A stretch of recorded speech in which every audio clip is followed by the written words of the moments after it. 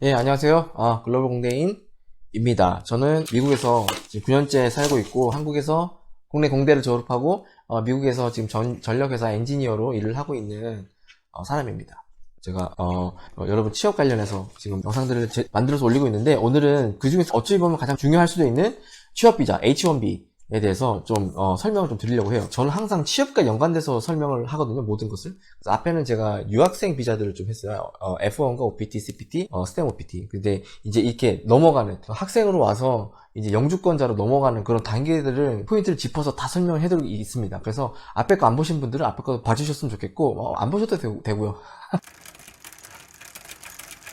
한마디로 정의하자면은 영주권으로 가는 어떤 디딤돌이에요, H1B가. 그래서 H1B는 기본적으로 비이민 의도 비자긴 한데 이민 의도를 인정하거든요. 그래서 F1에서 영주권을 바로 신청하는 게 제가 안 된다 그랬잖아요, 예전 다른 영상에서. 기본적으로. 왜냐면 비이민 의도 비자인데 이민 의도를 보였기 때문에 안 되는데, 이제 H1B는 그 이민 의도를 인정하는 비자입니다. 그래서 내가 뭐 미국인과 결혼해서 영주권을 받거나, 아니면 어렸을 때 부모님 때문에 미국에서 태어나가지고 시민권자가, 아니면 돈이 너무 많아서 투자 이민으로 와버리고 싶다, 이거 아니고서는 이제 뭐 방법이 몇 개 없는데, 이제 취업비자를 통해서 취업 영주권으로 가는 이 길이 있습니다. 그래서 디딤돌이다, 영주권으로 가는 디딤돌. 첫 번째, 제가 OPT, 스템 OPT 얘기할 영상에서도 얘기를 했는데, H1B를 설사 가지고 있다고 하더라도 항상 OPT와 스템 OPT를 신청해서 백업으로 만들어 두셔야 돼요. 이중으로 갖고 있는 신분을 인정을 하거든요. 뭐 불법이 아닙니다. 그게 당연히 겹치게 가지고 있을 수 있어요. 최종 승인이 나면은 H1B 시작일이 10월 1일입니다. 그래서 effective date가 10월 1일이에요. 그래서 4월 1일부터 딱 6개월 뒤에 시작을 하죠. 그래서 그 뜨는 기간은 OPT가 그 사이에 만료가 돼도 그레이스 피리어드 인정이 돼서 나중에 문제 삼지 않습니다. 근데 여러분 그냥 스템 OPT 신청하세요. 스템 OPT 신청하는데 뭐 몇백 불 하거든요. 정확하게 모르겠는데 몇십만 원, 그 몇백 불 아깝다고 하지 말고 그냥 저는 무조건 다 했어요. 그 신분 관련된 건 돈을 아끼지 않았어요. 항상 프리미엄으로 돈을 아끼지 않았어요. 두 번째는 H1B를 되도록 일찍 신청하세요. 가능하다면. 이게 무슨 말이냐면은 대부분의 회사들은 졸업한 첫 해에 H1B를 해주지 않아요. 왜냐면 H1B 신청일이 4월 1일이거든요. 5월달에 졸업해서 이미 늦은 거죠. 그럼 만약에 오퍼를 일찍 받았으면은 3월달에 풀타임 오퍼를 받았으면 4월 전에 이 H1B를 준비해서 4월 1일날 딱 넣으면 이제 되는 거예요. 그런데 보통 그 내고가 잘 안 돼요. 그리고 오퍼가 더 늦게 날 수도 있고, 아니면 졸업 임박해서 오퍼가 나왔는데 너무 시간이 촉박해서 올해는 힘들 것 같아. 보통 이런 식입니다. 올해는 힘들 것 같아. 저도 그랬어요. 저도 이제 인턴을 한 회사에서 풀타임 약속을 받았는데 병신같이 말을 못하고 있었던 거예요. H1은 이제 얘기를 해야 돼. 제가 그 후회돼. 그때 병신같이 했더니, 그때 내가 너무 눈치를 보고 막 왜 그랬는지 모르겠어요. 사장이 그랬어요. 너는 이제 OPT가 있으니까 OPT를 쓰면 되니까 H1B는 원래 안 해도 되지? 이러는 거야. 그래서 근데 난 했으면 좋겠다고 얘기를 했어요. 근데 이제 그 이유가 갑자기 물어보니까, 근데 그거를 미리 생각을 해놓고 이 사람 구워 삶았어야 되는데 갑자기 툭 치고 들어오니까는 이제 난 했으면 좋겠는데 말을 해놓고 그 근거가 없는 거야. 근거가 빈약한 거야. 그래서 안 해줬어요. 여러분들 그런 실수를 범하지 말아요. 일찍 해야 되는 이유가 뭐냐면요, 여러분. 그 로터리 때문이에요. 로터리가 떨어지잖아요. 그게 매년 4월 1일 딱 한 번 신청합니다. 그리고 3일 동안 신청을 받아요. 그리고 3일이 지나면은 더 이상 신청을 받지 않고 그 안에서 8만 5천 장을 이제 로터리를 뽑아요. 근데 보통 이 신청서가 20만 장 이상 들어오거든요. 뽑기. 거의 3분의 1의 확률이죠.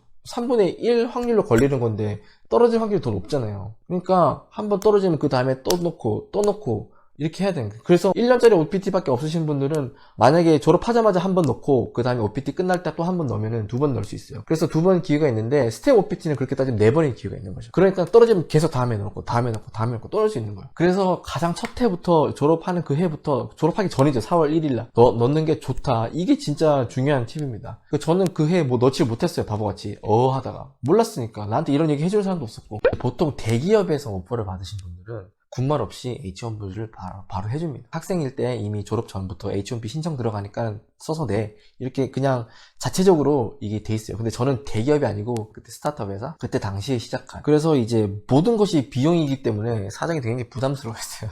H1B도 한 5,000불 들거든요.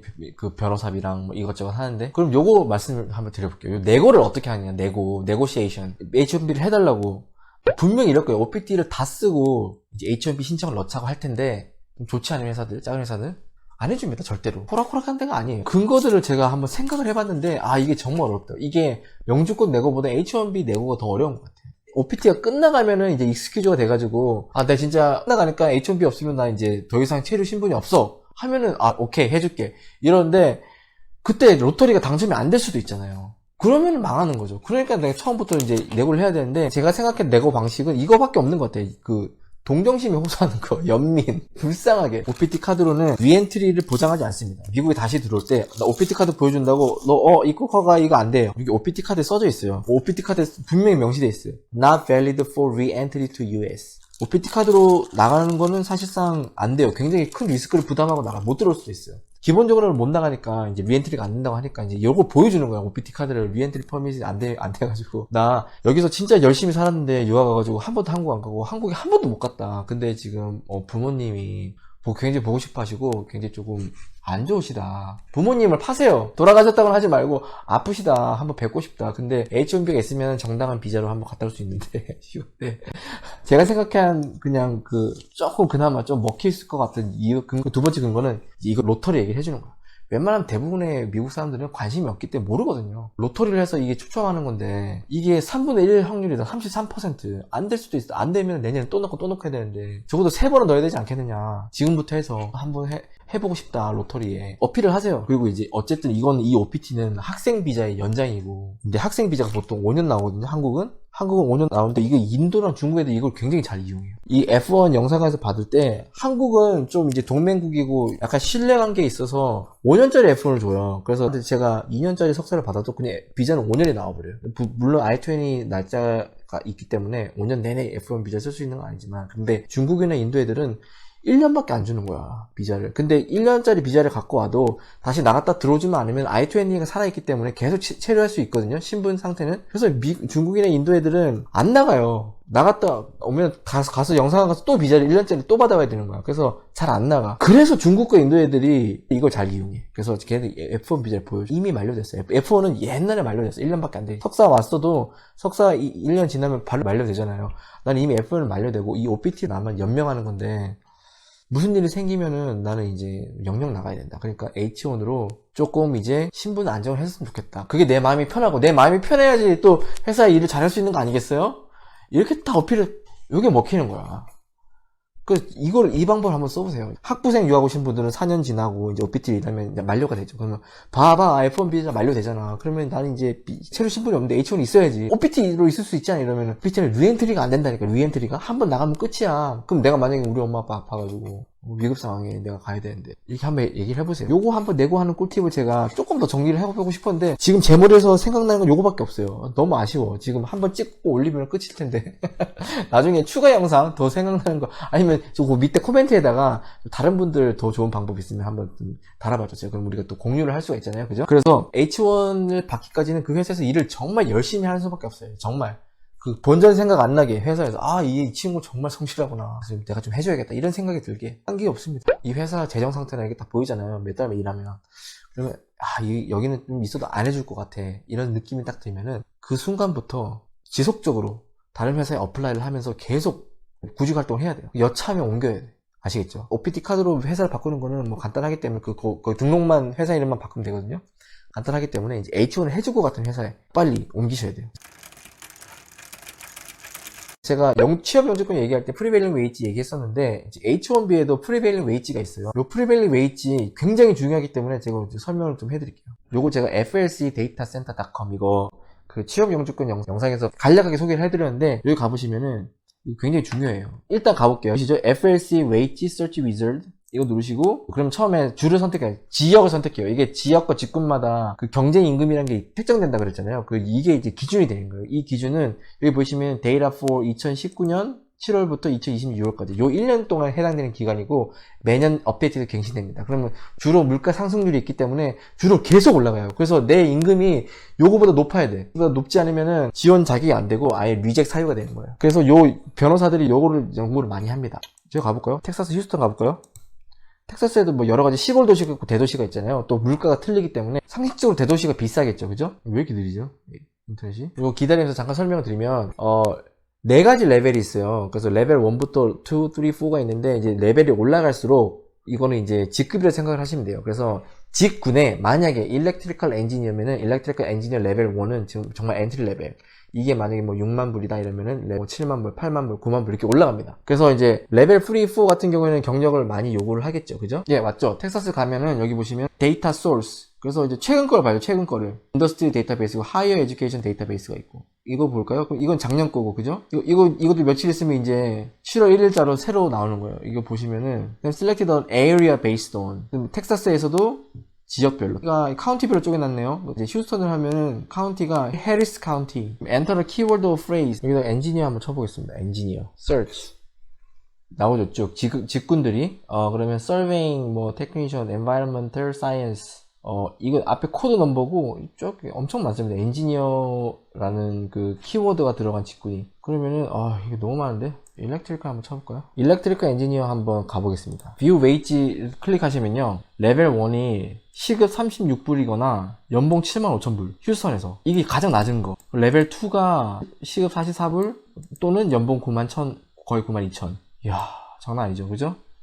레벨 3은 10만 불 넘어야 돼. 10만 8천에 레벨 4는 12만 4천. 그래서 여러분, 그 잡을 때 연봉이 무조건 높아야 돼요. 그래서 유리합니다, H1B. 저는 H1B 할 때 석사 캡으로 넣었거든요.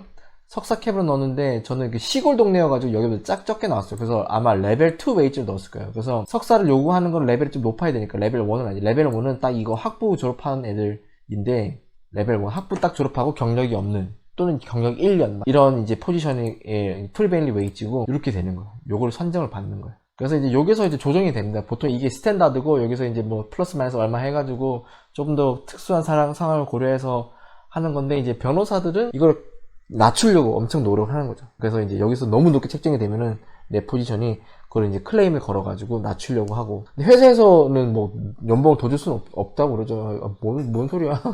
나 프리벨리 웨이지가 지금 만약에 레벨 2로 넣었는데 91,000불 나왔는데 나 연봉이 부족하네? 더 줘야 될 것 같은데? 이러면 나가라 그러죠. 집에 가라.